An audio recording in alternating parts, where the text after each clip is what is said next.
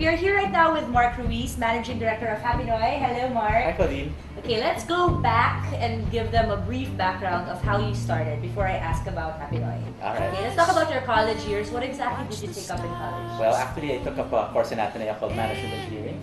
So it's pretty much the course you take if you want to get into the corporate world. So, because that was really what I was leaning towards.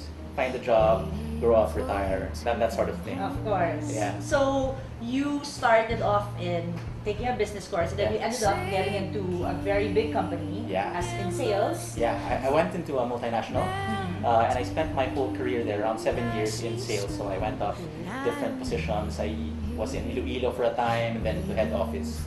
But after 7 years, I wanted to create a major transition in my life. Okay, why? Why that transition? I mean, if you think about it, when you're in a company like that, there's so much growth in it that some people just stay and are settled there. What made you want to make a change? It was an itch that was really hard to explain at that time. But I guess it was a great career, don't get me wrong. Parang it was, until now, it's the only company I can ever imagine working for. But there came a time that I said that I wanted to do something more. And that even though, sorry, just one anecdote very quickly is that I was in a global meeting and I was with the big bosses. And then I realized that if I worked hard enough, I mean, for 10 more years in that space, probably I'd end up like them, expat life, going around the world, very comfortable, the big house, not bad at all. And then at that moment, when I projected myself 10 years into the future like them, I realized that that wasn't the life I wanted. Wow. And at that point really was a eureka and said, I have to move into a different direction immediately. And thus your baby, which is Happy Noy. Yeah, so then I decided to resign. It's very fortuitous because I co-founded this with a classmate all the way from college, Bam Aquino. And what happened really was he was in government and I was in corporate, and we both ended our stints at the same time. And this was one of the ideas we had at that time. Early on, we decided to be entrepreneurs. At that time, there wasn't such a term called social entrepreneur. All we knew was that we wanted to set up a business, number one, but it was a business that could help people. Okay, so Happy Noy exactly deals with sari-sari stores. Yes, as of the moment. Alright. And you're branching out into more than that eventually? Yeah. Is it a lot of work?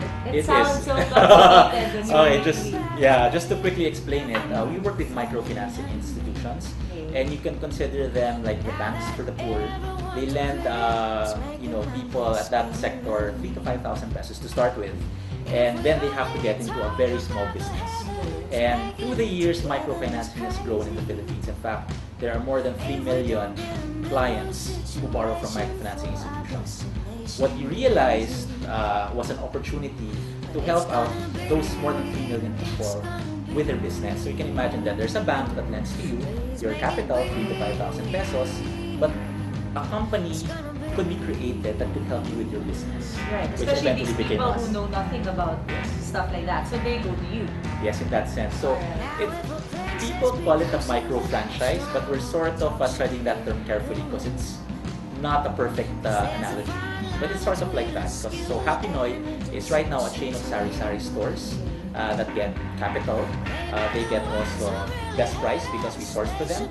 New business opportunities. Of course, there's training, community building, and store branding. So they have common look. So they are really nice. How big is this now? How many do you have? We're now in 152 communities. Wow. And in each community, we have an average of around 70. So that's around 10,000 stores. You've been doing this for how long? We're going to be on our 3rd year on September. Okay, so do you think now, you said you left the company before, find something that's more you, do you think this is it? This is pretty much it. This is retirement mode at 32 onwards. So pretty much, this is a social enterprise that we'll be building for the rest of our lives. Okay, Mark, well, that's the business side of you. But of course, we already know that you found somebody in the same line of work. Okay. We already met her a while ago, the lovely Reese. So more on Mark&Reese and what they have aside from business. Up next.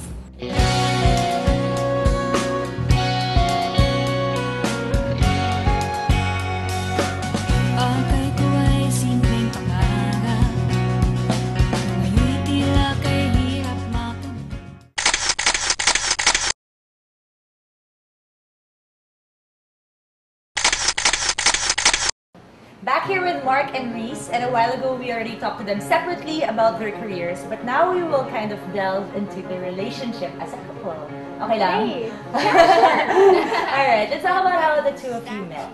I'll let you talk about that Yes. first. Okay, yeah, Please well, do. we met in Ateneo, but at the same time, things really got together when we started working in Rags to Riches. Okay. So you were starting it. when it felt it was. So why? Yes. Why did you start liking Mark? Was it because he saw things the way you saw things, or did it start with like the professional side?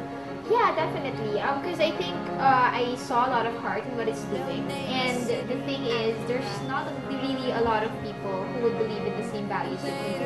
Right. And when you find that person, it's really kind of rare. So it was just that connection, I think, that made me sort of like Mark. Sort of lang, just a bit. Sort of. The scary thing is, I mean, I've read this countless times. They say that never get into a business with your partner. What is your working relationship like? Okay, well, it's pretty weird. Well, the truth is, Rags to Riches is the only thing we actually argue about. Yeah. Right, So that's there's some true. truth to that. Yes. But I think it's very good because Reese is the president, so she's operational. I maintain myself on the board Okay. of directors, and so I'm not there technically. So, but can't we have to talk about it? Do you take your fights home? We try not to, and I think we've also discussed that next time we talk about work, we have to set a meeting. Okay. A real meeting, like we're really meeting with a board meeting, and not when we're having quality time or Right. watching movies or after watching movies. There's a time and place for So work. it can't be like we're watching videos at home and then, babe, what's that thing about yeah. That's not allowed. No. Not allowed. We're That's trying not to. allowed, Trying but not to. We're trying. Yes. Okay. Sorry, this is- he's trying. Okay, I'm trying. I'm trying. People have the perception that since you guys are in social entrepreneurship, that's a lot of work and that you don't have time to like unwind and think of yourselves. How do you guys like bond together and act like a couple? Yeah, sure. Well, yeah, first there's a lot of work involved. Like, we don't have real time for what we do. Like, we don't have 8 to 5. It can usually be 8 to 12. It depends. And it can be overtime. So it's like a more than full-time job. But at the same time, what we enjoy doing together is like watching movies, DVDs, Occasional travel. occasional travels. So we try to maintain weekends as, sacred na sana we can rest. Yeah. But there's a flip side to that in the sense that, right, we see each other during the day. Oh, yeah. Like that, because even though we're like 8 to 12 as Reese mentioned, pretty much we're still very flexible because we sort of still own our time in that sense. Right. So like it's not uncommon for us to be having lunch together or like Yeah. going to a meeting together. So it's like we see each other a lot. But you do your job in like wooing the woman into dates pa rin, even if it's like work and Let's play. put that aside. You sorry. do it. You Yes, have to in do it. fairness, in Okay, fairness. good. Yeah, he's very good at Sometimes, surprises. diba, sometimes guys forget. Oh, okay. Yes. What else is next for the two of you? You guys see like getting into bigger things? I mean, Manila, the Philippines needs a lot of work. Yeah. Guys like you, what do you see in the future? Wow, just happening in Rice Ridges, just growing these babies. Will probably take a lifetime, but we're social entrepreneurs, so we'll probably not stop here. Step by step, baby steps. Right, Huh? right. Yeah. And I think here and there, we try to encourage as many social entrepreneurs as possible. So when younger students or young professionals go to us for advice, we freely give it and we really encourage. It's not na it's always mahirap because we know that it has its rewards, especially for the country. So that's how we also advocate for it. Hopefully we'll multiply ourselves. Right, and I think the two of you will end up multiplying as well because something's in December. What's going on in December, guys? Yes. What's going on? I don't know. You tell me. Secret? No, but yeah. We've decided to get married. So, Yes. There so just you got go. engaged. Yeah. Yeah.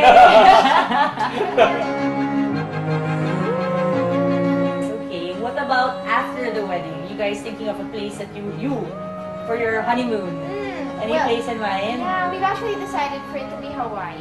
Uy. Yeah, Nice. so relaxing, romantic. Yeah. So after the wedding. Alright. Yes. Well, congratulations, guys. Thanks. We know that you guys we're in your office now. We've been talking about work, but we'll find the fun side of you guys when we find out your music picks. Up next here on the V Live.